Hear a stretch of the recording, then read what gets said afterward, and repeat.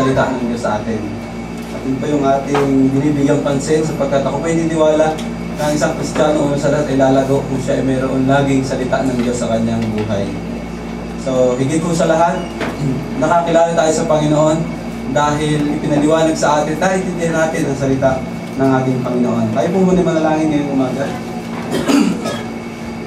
Panginoon, nagpapasalamat po kami. Kayo po ay napakabuting Diyos sa amin.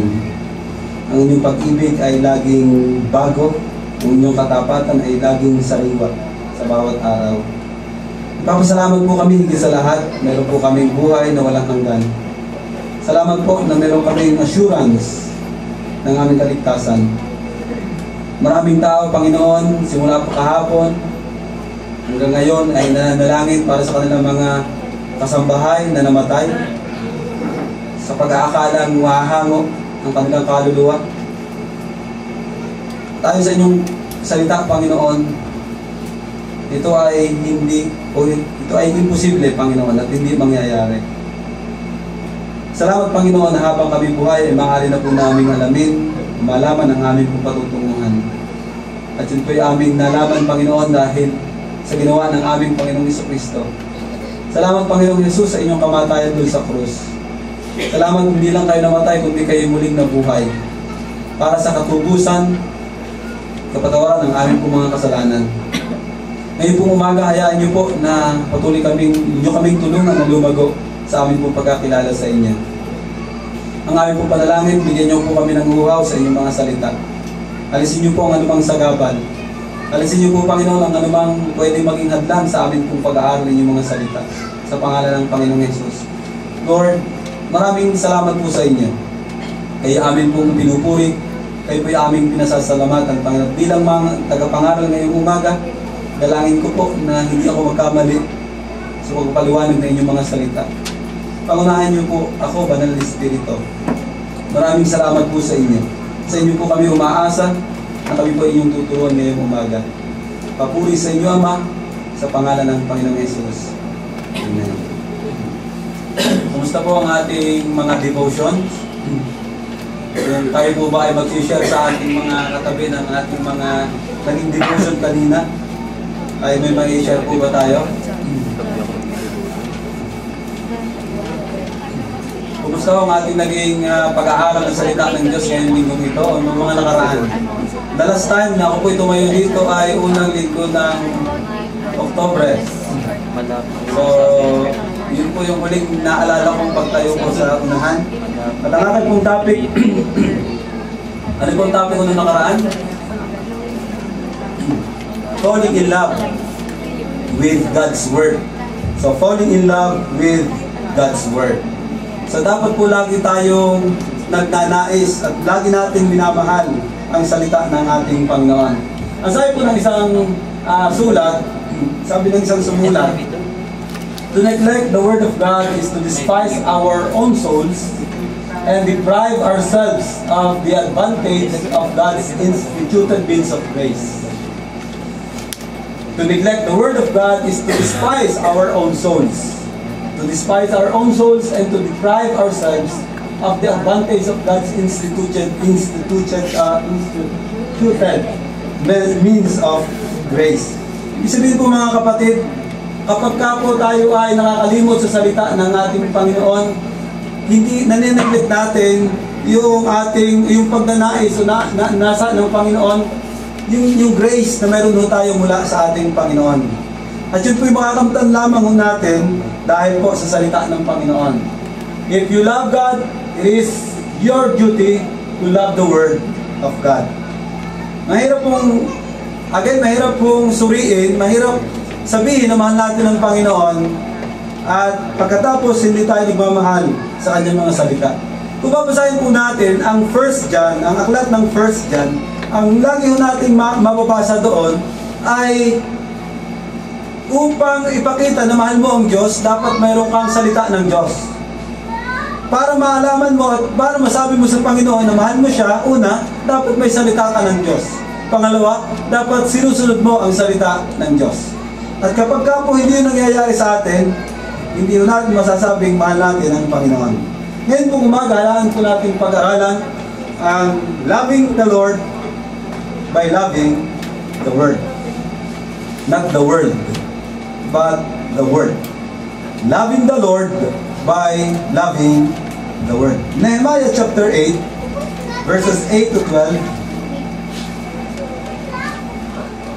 Nehemiah chapter 12, verses 1. Or Nehemiah chapter 8, verses 1 hanggang 12. Diyan po ba kayo? Hayaan niyo pong basahin ko sa Tagalog. Nang dumating ang ikapitong buwan, nang nakatira na ang mga Israelita sa mga bayan nila, nagtipon silang lahat sa Jerusalem na nagkakaisa doon sa plaza na sa harap o nasa harapan ng pintuan ng papunta sa tubig.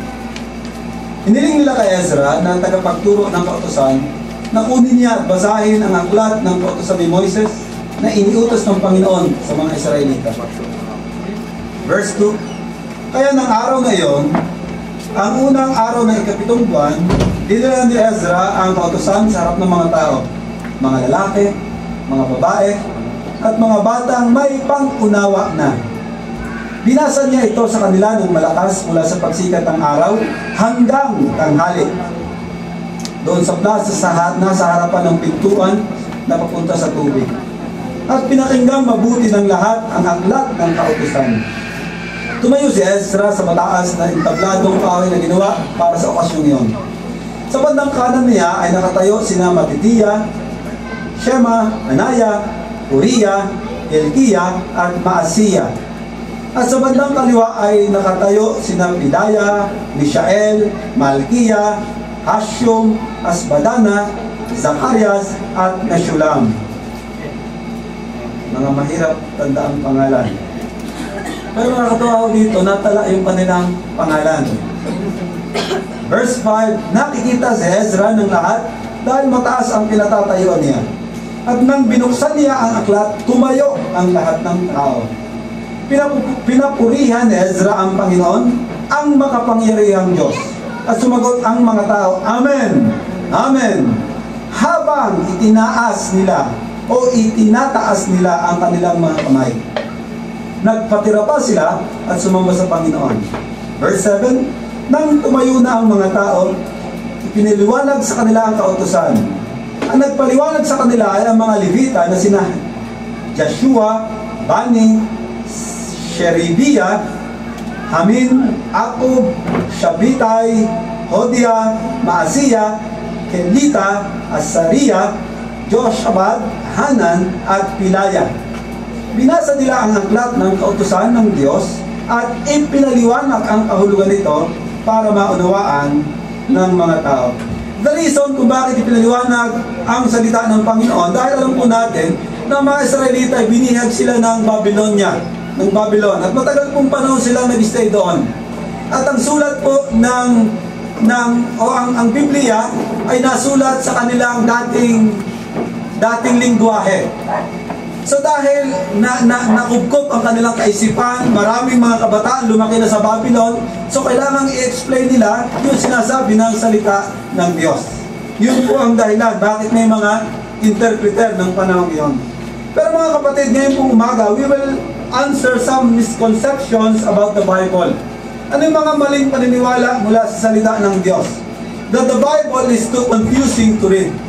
Sinasabi ng iba, unang maling paniniwala o maling pananaw, sabi ng iba na ang Biblia ay nakakalitong basahin. Dumating ba sa inyong punto na ang Biblia ay nakakalitong basahin? Na parang minsan ay, bakit sinabi rito ganito, tapos dito ganito? Kaya sinasabi ng iba, nakakaluko ang magbasa ng Biblia. Ayun po yung isa sa maling pananaw. Pangalawa, that the Bible is too dry and boring to study. Sabi ng iba na nakaka-dry naman yung Biblia. Yan ay boring na basahin. Kaya nakakatamad yung pag-alaya ng panahon o bigyan ng panahon. At pangatlo, that the Bible is impossible to apply. Sabi ng iba, napakahirap namang i-apply ng salita ng Diyos. Bakit? Ako'y tao at yun naman ang sukulat ay Diyos. So mahirap unawain yan. Mahirap i-apply yan. Pero ngayon pong umaga, mga kapatid, tingnan natin ang 4 reasons why we should give importance to the Word of God. We will study the 4 reasons why we should give importance to the Word of God. Why we should love the Word of God. 4 reasons. So, ngayon umaga, huwag po kayo mag-alala. 2 reasons lang po ang aking nais bigyang pansin. The following Sunday, tutuloy po natin ang ating mensahe patungkol nito. So this morning, I will tackle about the 2 reasons why we should give importance to the Word of God. Ito po ang desire ng puso ko at desire ng church na bawat isa po sa atin ay talagang mahalin ang salita ng Diyos. Na hindi ka papayag na wala kang salita ng Diyos sa iyong buhay. Amen po ba? Yung po ba ang desire ng inyong mga puso ngayong umaga? Na huwag kang papayag, na huwag mag-aaral, o huwag kang papayag na walang salita ng Diyos. Laging pag-aralan at basahin ang salita ng Diyos. Mag-review po tayo in Nehemiah chapters 1 to 13. Inahagi po ito sa 2. Chapters 1 to 6, the focus is on reconstruction. The focus is on reconstruction. Chapters 1 to 6.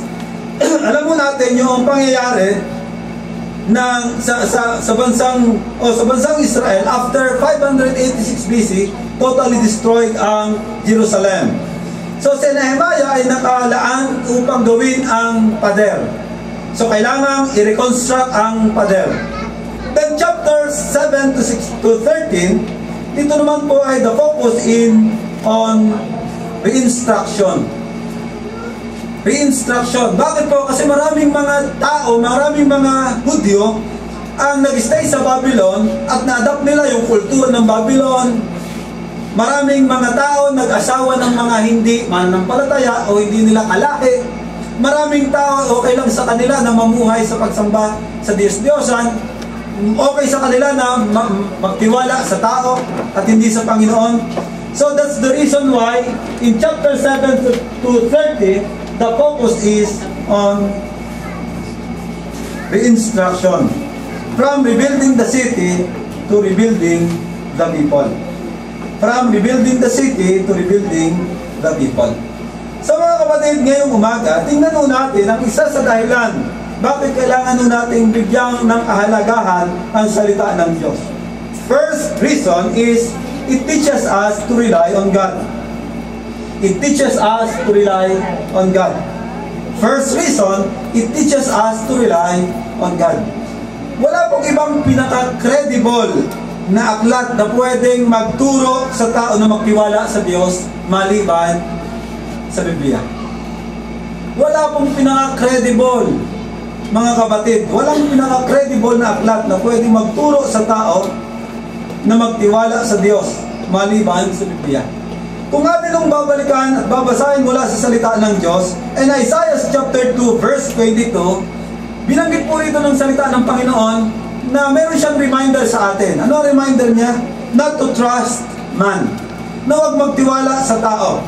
Ang sabi ng Isaiah chapter 2 verse 22, huwag kayong magtiwala sa tao, mamamatay din sila. Ano ang may itulong nila sa atin? Kasi ang problema po nila, parang bang kampante na sila na meron silang mga horses, yung bang pagka nagdigmaan, palagay nila sa kanilang sarili, stable sila at hindi sila matatalo. Palagay nila sa kanilang sarili, may mga tao silang malalapitan sa panahon ng problema. At ang reminder ng Panginoon sa kanila at mag-isa bawat isa sa atin, huwag magtiwala sa tao. What I mean to say, huwag magtiwala sa tao. Baka naman sabihin nyo, hindi kita pinagtitiwalaan kasi sabi ng Biblia, ay huwag ka raw pagtiwalaan.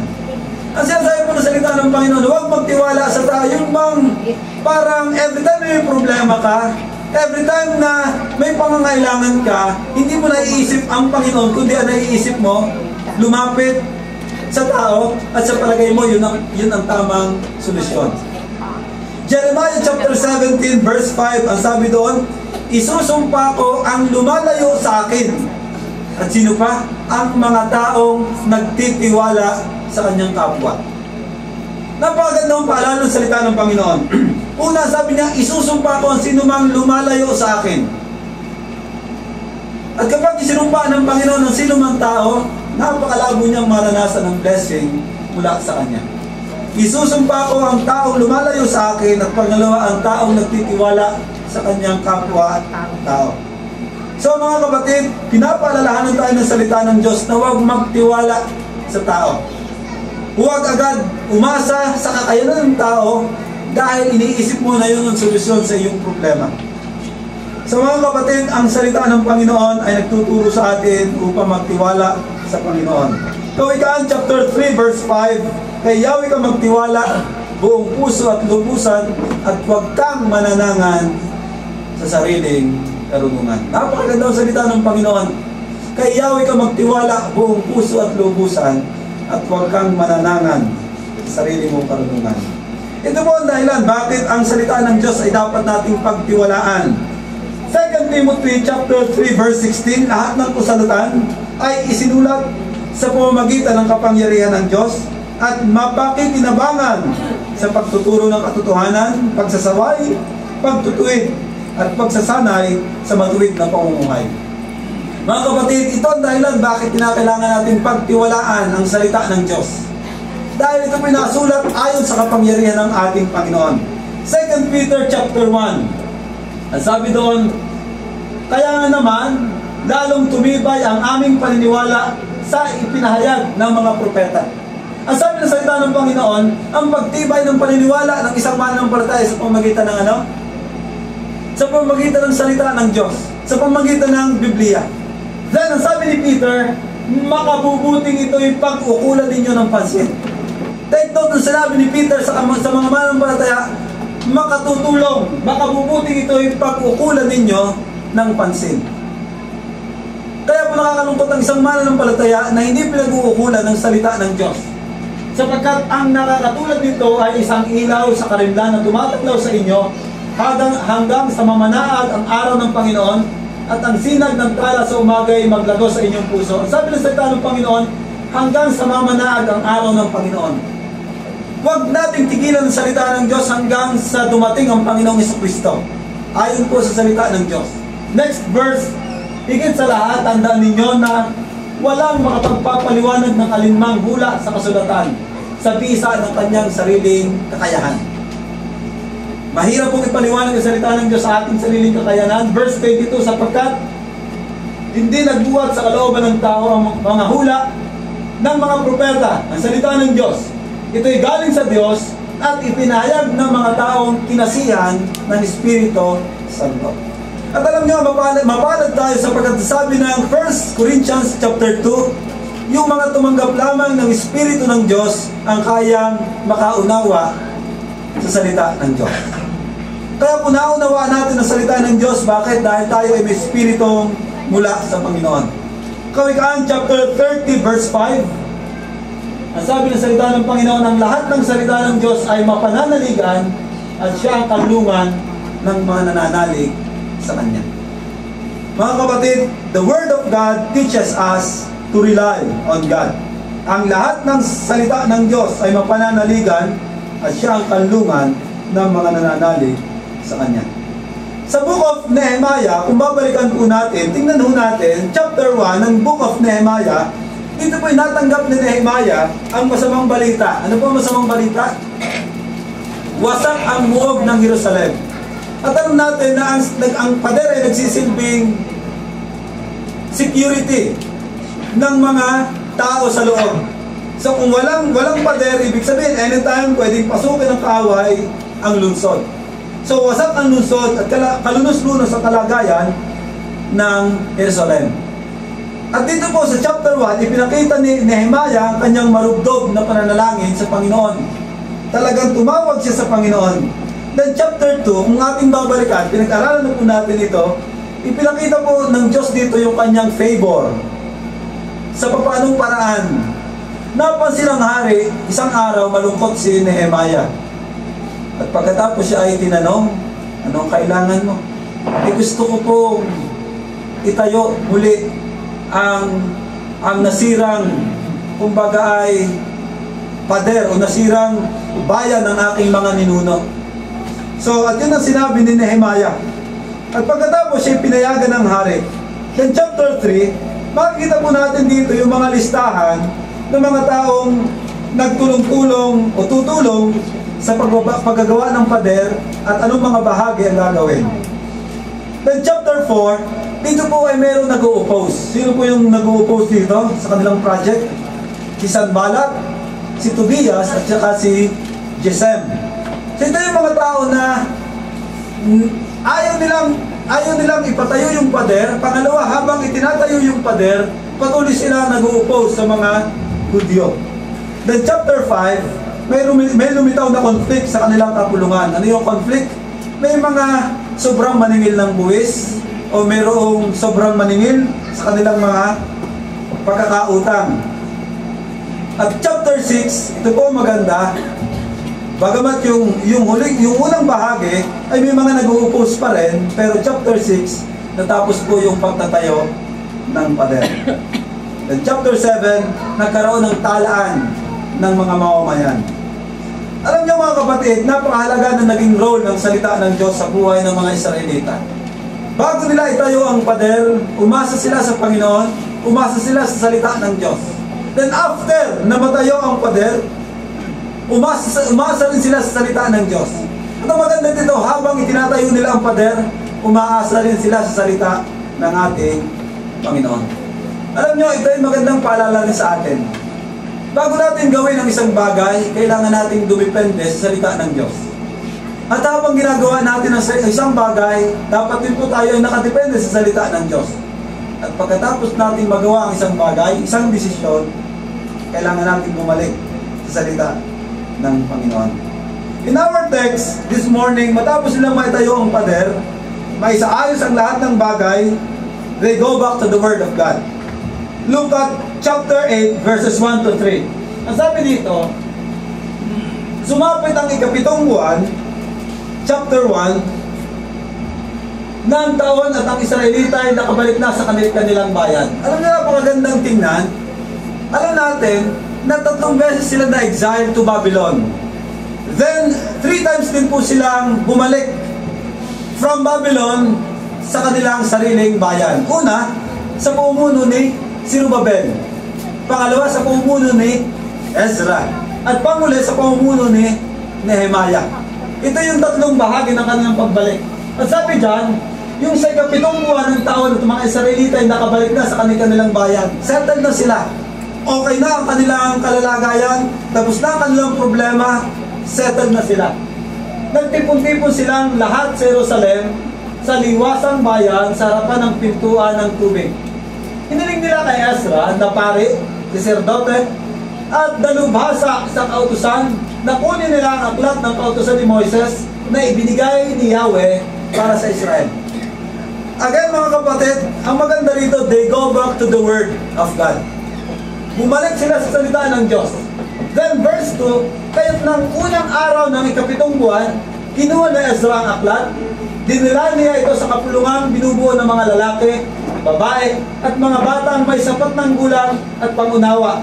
Next verse, mula sa pagsikat ng araw hanggang sa katanghaliang tapat, binasa niya ang kautusan sa harap ng mga taong natitipon sa liwasang bayan, sa harap ng pintuan ng tubig. Ang aklat o ang lahat ay nakikinig ng mabuti. Mga kapatid, ito po ay pagpapakita na itong mga Israelitang ito, mga Hudyong ito, bago nila gawin ang pader, ang kanilang proyekto, nandun ang kanilang pagtitiwala sa salita ng Diyos. At habang ginagawa nila, wala silang ibang pinagtitiwalaan kundi ang Diyos at ang kanyang salita. At pagkatapos nilang magawa, salita pa rin ng Diyos ang kanilang pinagtitiwalaan. Tingnan mo natin, because the Word of God teaches us to rely on Him, first, we must desire for it. We must desire for it. We must desire for it. Dahil po ang salita ng Diyos ay mapananaligan, mapagtitiwalaan, kailangan ho natin itong asamin. Kailangan ho natin itong, kumbagay, kauhawan. Verse 1 and 2, verse 2, at sabi daw, verse 1, hiniling nila kay Ezra na pari at dalubhasa sa kautusan, na kunin nito ang aklat ng kautusan ni Moises na ibigay ni Yahweh para sa Israel. Kaya't ng unang araw ng 7 buwan, kinuha na Ezra ang aklat, dinala niya ito sa kapulungang binubuo ng mga lalaki, babae at mga batang may sapat ng gulang at pangunawa. Alam niyo yung kanilang desire na ibalik ang papuri sa Panginoon, ibalik ang kanilang kaugnayan sa Panginoon, ibalik ang kanilang uhaw sa Panginoon. We must desire the Word of God. Bakit po? Ang sabi ng salita ng Panginoon sa ating binasa, the Lord Himself gave this commandment. Si Lord mismo ang may bigay nito. Alam niyo, maganda sa verse 2, ang sabi dyan, dinala niya ito sa kapulungan na binubuo ng mga lalaki, mga babae, at mga batang may sapat ng gulang at pangunawa. Ano po kayang gulang yung may sapat ng pangunawa? 7? 8? 9? 10? Yung nakakaunawa na kapag yung pinagsabihan, alam na niya ang tama at mali. Alam niyo, napakagandang tingnan ng sinasabi dito ng salita ng Panginoon. Mga lalaki, mga babae at mga bata. Just imagine, gaano karami itong mga hudyong ito, na kung saan kasama yung mga bata, kasama yung mga lalaki, kasama yung mga babae, lahat po sila nagdi-desire na marinig ang salita ng Panginoon. We must desire the Word of God. We'll see that the Bible, instead of being confusing, is actually a book that we can comprehend. We can understand it. Yun po maganda sa salita ng Panginoon. Kahit bata, kayang unawain. Kahit babae, lalaki, lahat sila na may sapat na gulang at mayroong pangunawa. We must desire for it. Pangalawa, we must read it. We must read it. Verse 3, ang sabi dito, mula sa pagsikat ng araw hanggang sa katanghaliang tapat, binasa niya ang kautusan sa harap ng mga taong nagtitipon sa liwasang bayan.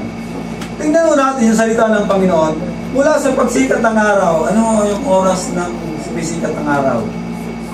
Alas 6? 5:30? 5:30 ho ngayon, ay maliwanag na. Hindi bago na ako nagigising ng 5:30, maliwanag na. Pero sabi dito, mula sa pagsikat ng araw hanggang katanghaliang tapat. Isipin natin, wala silang binabasa, walang pinag-uulan ng pansin, maliban sa salita ng Diyos. Grabe yung kanilang uhaw sa salita ng Panginoon. They desire for it, and they read it. Nandoon ang kanilang pagnanais na ito'y mapakinggan o basahin sa kanila. Verse 18, chapter 8, verse 18, ang sabi dito, chapter 8, verse 18, araw-araw ay binabasa ni Ezra sa mga tao ang aklat ng kautusan ng Diyos. Mula sa una hanggang sa huling araw ng pista. Imagine natin, araw-araw, wala silang ginagawa.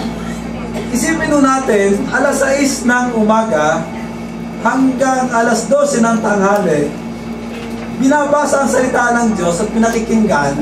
Take note, kung inyo babasahin sa mga susunod, yung mga tayo, no? Nakatayo. Nakaranas na po ba kayo manood ng concert na nakatayo? Manood ng concert na nakatayo? Siguro sa mga fiesta, no? Pero yung manonood ka ng concert na 30 minutes, 1 hour, may mga taong kayang tumayo. Ay, how much more ang salita ng Diyos pag binasa? Kaya ba nating tumayo ng 6 hours habang nakikinig ng salita ng Diyos? Imagine natin, mga lalaki, babae, hindi yung sinabi kung anong edad ng mga lalaki. Marahil ay may mga dito yung talagang medyo nahihirapan na rin tumayo, sanhi ng kanilang karamdaman. Pero alam niyo mga kapatid, yung kanilang uhaw at pagtanais sa salita ng Diyos. 6 hours. May nakapagbasa lang po ba sa atin ang salita ng Diyos na kalating oras? Yung dire-diretso kalating oras. Isang oras o. Amen. 2 oras o, yung wala kayong pahinga. Amen. Talagang tuloy-tuloy. Nakaranas ako kayo magbasa ng Bible. Maghapon. 2 hours o. 5 hours. Yung talagang Amen pa rin. Nakaranas ba tayo? Meron man siguro, pero pabibilang sa daliri ko. Pero yung sabihin yung talagang lahat ho tayo, yung 5 oras na magbabasa, yung parang yung kalahating oras pa nga lamang, minsan may mga mananampalataya na nagbabasa nga, pero ano nga yung ulit-ulit kasi iba yung kanya nasa isip, nadidistract.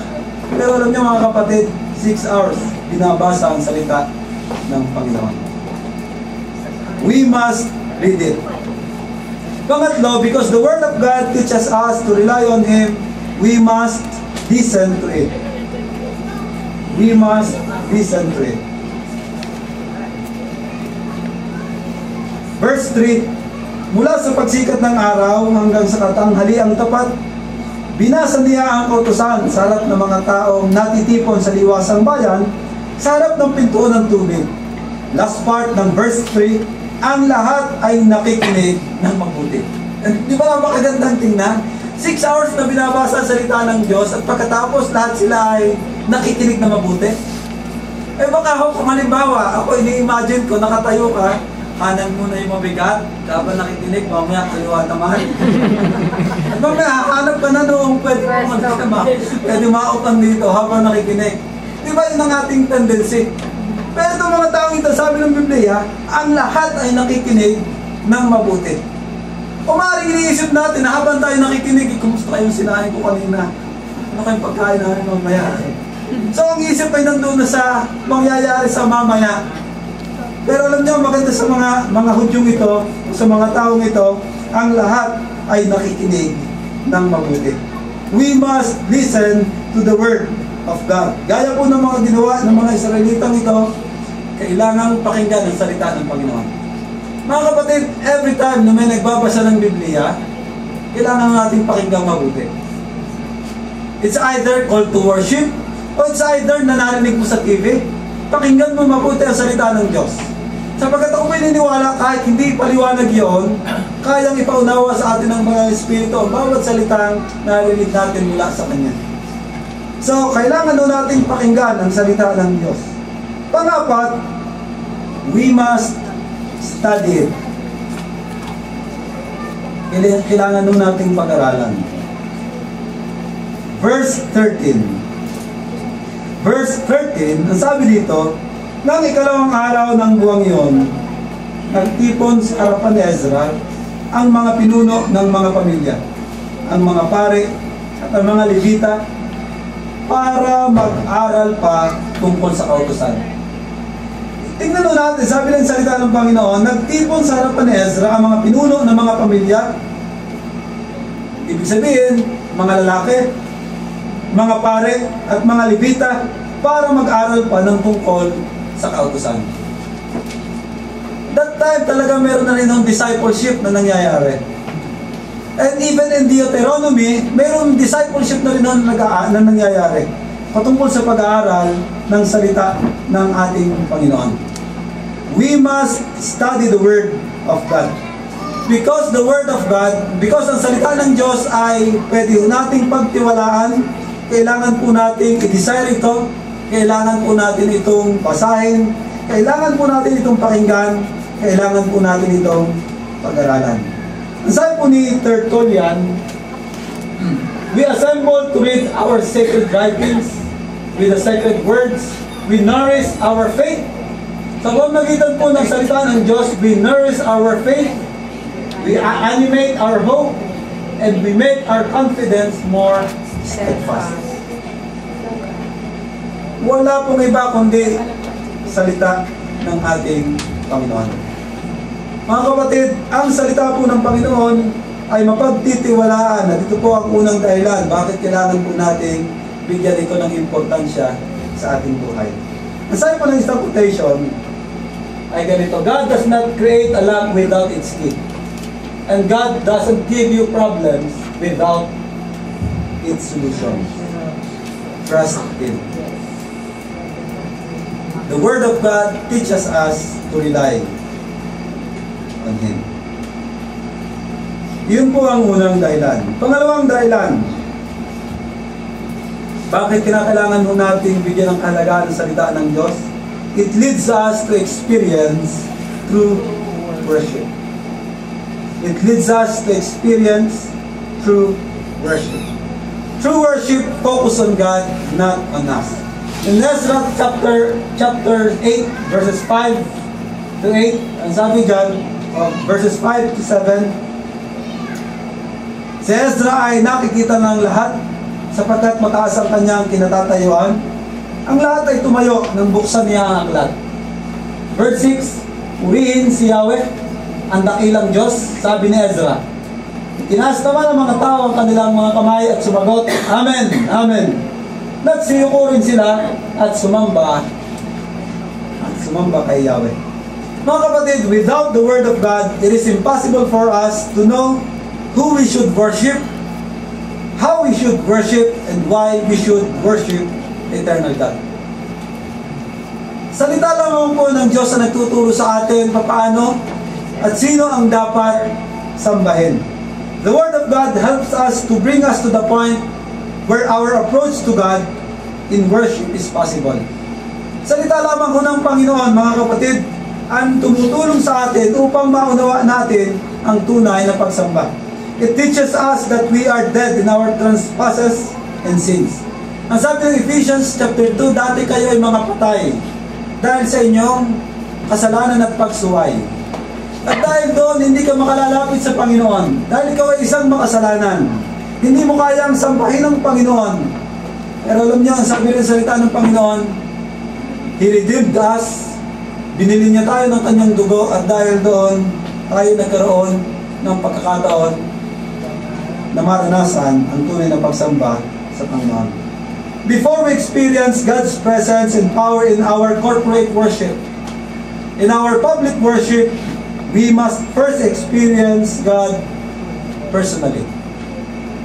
Kahit po nang gawin natin pagsamba at ginagawang pagsamba ngayong umaga, kahit tayo magtaas ng kamay, magtutuwad, maghihiga, maggulong-gulong, ano man ang gawin natin kung wala tayong personal na kaugnayan sa Panginoon, baliwala po ang ating ginagawang pagsamba sa Panginoon. Kailangan muna natin ng relasyon sa Panginoon. Sabi ng John chapter 4, 23 to 24, but the time is coming and is already here. Even now the true worshipers are being led by the Spirit to worship the Father according to the truth, according to the Word of God. These are the ones the Father is seeking to worship Him. Verse 24, God is Spirit, and those who worship God must be led by the Spirit to worship Him according to the truth. Nangangahulugan po mga kapatid, na dapat mayroong ang Espiritu ng Diyos at yun ay makakamtan lamang kung ikaw ay mayroong tunay na kaugnayan sa ating Panginoon Yesus. Mga kapatid, tingnan natin ang ilang mga dahilan why we should worship God. Why we should worship God. And how we should worship God. First is with reverence. With reverence. Verse 5. Chapter 8, verse 5. Nakikita si Ezra ng lahat dahil mataas ang kanyang kinatatayuan, ang lahat ay tumayo nang buksan niya ang aklat. Yung kanilang paraan ng respect o reverence sa salita ng Diyos ay pagtayo. Kaya po mga kapatid, gaya po na sinabi ko kanina, every time na may binabasa ang salita ng Diyos, actually, daig pa ho natin, daig pa nito yung pagka po inaawit ang national anthem. Dapat po meron din tayong paggalang sa salita ng Diyos. Dahil ito ay salita ng Diyos. Every time na merong binabasa ang salita ng Diyos, maganda hong, kung hindi nagte-text, ay tigilan ang pag-text, pakinggan ang salita ng Diyos. Kung ikaw'y nakikipagkwentuhan, tigilan ang pagkukwentuhan at pakinggan ang salita ng Diyos. At ito ang isa sa paraan upang maigalang natin ang salita ng Panginoon. Mga kapatid, worship is about posture of the heart. Yung postura ng ating mga puso, yung lagay ng ating mga puso. We should worship God with reverence. We should worship God with reverence. Paano natin iginagalang ang salita ng Diyos sa ating buhay? Yun po magandang tanong sa ating kapanahunan. Paano natin binibigyang galang ang salita ng Diyos? Pangalawa, with recognition of His greatness. Pangalawa, with recognition of His greatness. Verse 6. Ang sabi po ng verse 6 sa ESV, "And Ezra blessed the Lord, the great God, and all the people answered, Amen, Amen, lifting up their hands, and they bowed their heads and worshiped the Lord with their faces to the ground." Verse 6, "And Ezra blessed the Lord." Who is the Lord? The great God. With recognition, mga kapatid, with recognition of His greatness. Pagkilala kung sino ang Panginoon. Isipin nyo, gaano katindi o gaano kagrabe ang pag-ibig, pagkalinga ng Panginoon sa mga Hudyong ito. Chapter 1, naranasan nila yung problema. Hindi lamang problema, kundi chapter 4, naranasan nila na sila i-persecute, i-oppose sa kanilang ginagawa. Then chapter 6, natapos sila. Diba, napakagandang makita sa atin, mga kapatid, maranasan natin na kapag may problema, at after ng problema, meron kang kagalakan mula sa Panginoon. At kailangan natin i-recognize ang Panginoon, ang ginagawa ng Panginoon sa ating buhay. With recognition of His greatness. Proper attention to the Word of God will lead us to bless Him for His goodness and to worship Him in the way of His appointment. Recognition of His greatness. Pangatlo, we should worship Him with unity. Mayroon nung kaisahan. Mayroong kaisahan. Ang sabi ng salita ng Panginoon, verse 6, "And the people answered, Amen, Amen, lifting up their hands, and they bowed their heads, and worship the Lord with their faces to the ground." Sipin natin, sabi ng salita ng Panginoon, "And all the people answered, Amen, Amen." Gaano karami ang pininiwala, hindi lamang libo. Maaaring daang libo ang bumalik from Babylon to Jerusalem. At lahat po sila yung magsasalita ng Amen, Amen. Ganun ho kalakas yun. At sabi dito, lifting up their hands. Minsan, pagka tayo nagpe-praise and worship, maraming Kristiyano parang ayaw din namang tumaas ng kanilang kamay. Yung iba yung kinahihiya na tumaas ng kamay. Nung una, nung ako bagong Kristiyano, talagang bago tumaas ng kamay. Dapat titingin ka muna sa kamay mo. Baka ikaw lamang yung nakataas. Pero alam niyo mga kapatid, hindi ho kinahiya ang pagtaas ng kamay sapagkat yun ay paraan ng pagpupuri sa Panginoon. "And they bowed their heads and worshiped the Lord with their faces to the ground." Sipin natin, mga kapatid, na sabi ng salita ng Panginoon, with their faces to the ground. Lahat ng mga taong ito, at ang kanilang paraan ng pagsamba, nakasubsub sila, at ang kanilang mukha ay nakalapat sa lupa. Ito siguro yung nakuha ng mga Muslim sa kanilang pag-pray sa Panginoon. Naranasan niyo ba na mag-pray ng ganitong posture? Hindi ito madali, lalo na pagka ang tuhod mo medyo nararamdaman na. Alam niyo, pagka tayo ay lumapit sa Panginoon, sumamba sa Panginoon, nag-pray na nakaluhod, ito'y effort na binabless ni Lord. Mas marugdog ho yung ating panalangin kapag ikaw ay nakaluhod. Hindi ko po sinasabi na kapag nakatayo, hindi marugdog. Pero pag may ginawa kang effort, ibinibless ni Lord yung effort ng iyong pananalangin sa Panginoon. Mga kapatid, with unity. They worship the Lord with their faces to the ground. Pangatlo, o panghuli, with focus and composedness. With focus. Verse 7. Aside po ng verse 7, with focus and composedness. Verse 7,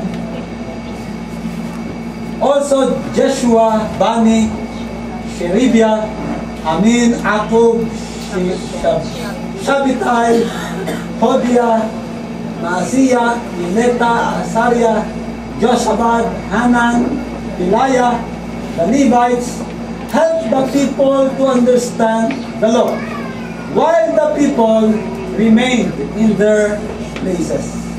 While the people remained in their places, with focus and composedness. Composedness means, the word composed means serenely self-possessed and free from agitation, especially in times of stress. Alam niyo, mga taong ito ay sila ay relax, sila ay calm, cool. Itong mga taong ito. Isipin niyo, sa loob ng ilang oras na sila nakatayo, still sila ay kalmado. Sila ay cool. Hindi sila naiiyamot na nakatayo ng napakatagal. Mga kapatid, with focus. Every time we worship the Lord, kailangan ng focus. Kailangan isang tabi natin ang ating ibang iniisip at ilaan natin ang ating pansin, ang ating paningin sa ating Panginoon. Verse 18, last part, nagtipon sila para sumamba sa Panginoon ayon sa kautusan. Nagtipon sila para sumamba sa Panginoon ayon sa kautusan. The Word of God teaches us to experience true worship. Yun po sa salita lamang ng ating Panginoon. Sabi po ng isang quotation, true worship always brings you into a right relationship with God. True worship always brings you into a right relationship with God. Kung ang atin ang pagsambang ginagawa ay mali, later on, magmamanifest din po ito at ay lalayo rin sa Panginoon. Pero kung tama ang ating pagsamba sa Panginoon, ako po'y niniwala, lalo pong lalalim ang ating relasyon sa Kanya. Ang sabi po ng isang mangangaral, hindi ko makakalimutan, sabi ng aking teacher, worship, ibig sabihin ng worship, becoming more like God. Worship, becoming more like God. Ibig sabihin, every time na sumasamba sa Panginoon, mas nagiging kawamis mo ang ating Diyos sa karakter at sa Kanyang imahe sa ating buhay. Kaya po nakakatulong at malaking bagay ang ating pagsamba sa Panginoon. Mga kapatid, dito po yung dalawang dahilan. Bakit kailangan nun nating bigyan ng importansya ang salita ng Panginoon? Ano po yung una? It teaches us to rely on God. Kumusta po yung ating pagtitiwala sa Panginoon? Sa panahon ng problema, kumusta po yung ating pag-asa at pagtitiwala sa ating Panginoon? Pangalawa, it leads us to experience true worship. Upang maranasan natin ang tunay na pagsamba sa Panginoon, we have to go back to the Word. Tayo kayo manalangin. Panginoon, nagpapasalamat po kami sa inyong mga salita. Patuloy niyo po kaming tulungan na inyong mga salita ay mahalin. Ang inyong mga salita ay pagkukulan ng pansin. Ang inyong mga salita ay maging pangunahin po namin. Mga kapatid, kung tayo ay nagkulang sa pagbubulay ng salita ng Diyos, pananalangin, kung tayo ay nagkulang sa pagbabasa ng salita ng Diyos, personally tayo lumapit sa Panginoon at humingi ng tawad. Sapagat ito yung isang tungkulin natin bilang tayo mga mananampalataya. Hinihiling ko po bawat sa atin na tayo ay patuloy na magbulay sa ating mga sarili.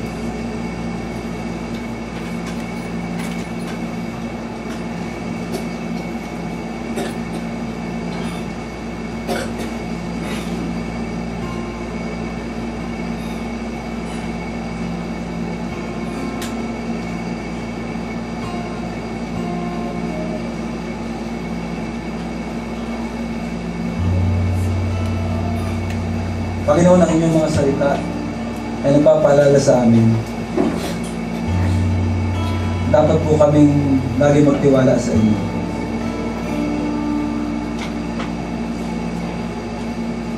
Patawarin niyo po kami, Panginoon, madalas ang pagtitiwala namin ay hindi sa inyo, kundi sa mga bagay na nakikita.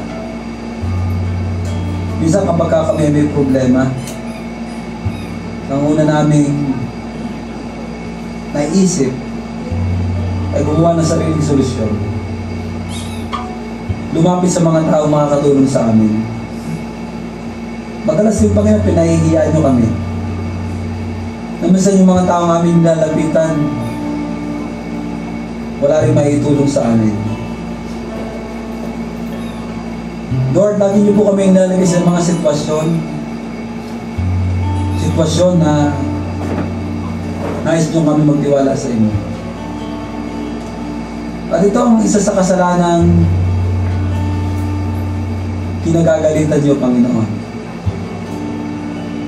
The unbelief o hindi pagtitiwala sa inyo.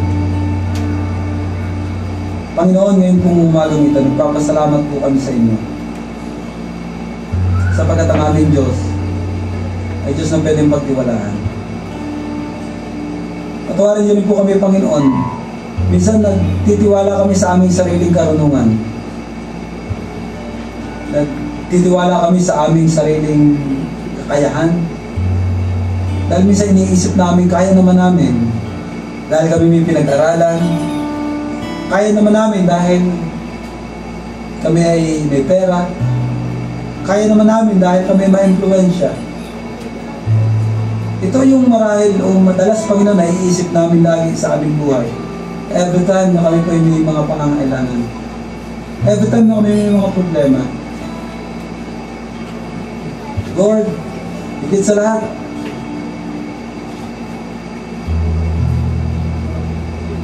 kami po yung nagpapasalamat sapagkat kayo nagtuturo din sa amin paano kayo sambahin ng tama. Inyo pong patuloy na ituwid ang amin pong mga maling paniniwala patungkol sa pagsamba. Panginoon, ang aming panalangin, tulungan niyo po kami na lalo naming ibigay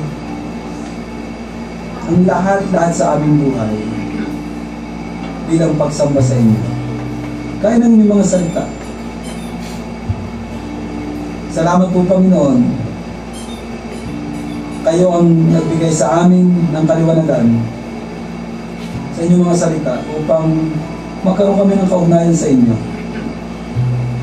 Kaya, O Diyos, ang aming panalangin, tulungan niyo kami lalo naming mahalin kayo sa pamamagitan ng pagmamahal sa inyong mga salita. Pinupuri po namin kayo at ninasalamatan ngayong umaga. Banal na Espiritu ng aming Diyos, patuloy po kayong mangusap sa amin araw-araw. At aming hinihiling, Panginoon, na sa bawat araw, O Diyos, huwag kaming makalimot sa inyong mga salita. At i-bless niyo naman, Panginoon, at sabi mo sa inyong salita, may katotohanan na kapag kami nag-aaral yung mga salita at pinamumuhay ito, tatanggap kami ng gantimpala. Kaya, Panginoon, maraming salamat po sa inyo. Purihin po kayo sa pangalan ng aming Panginoong Hesus at ang aming panalangin.